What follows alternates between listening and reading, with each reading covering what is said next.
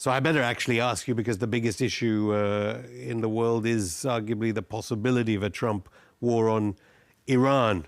And clearly they're not going to get the news from Bandung File or any kind of progressive television to tell them about the context of what a Trump attack would be like, what its consequences would be. What's your take on all these tens of thousands of troops and all the multi-billion dollars of weaponry being poured in here to this region?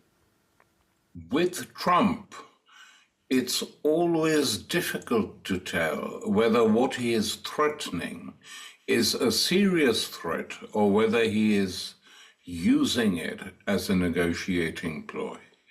For instance, before we discuss Iran very briefly, on Ukraine, are the United States, which have been backing this war, arming the Ukrainians, wrecked and rigged the 2014 elections and been centrally involved in provoking the Russians, are they now going to force their people to sit down round the table and push through a negotiated settlement where both sides will have to make concessions? We don't know.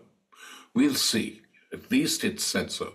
On Iran, my own feeling is that it would be a very rash president and leadership of the Pentagon that decided to either themselves or to unleash the Israelis on Iran. Iran is going to fight back.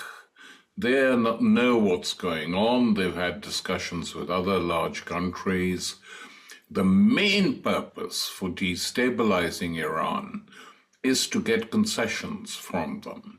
And the concessions are not simply on nuclear reactors and all that.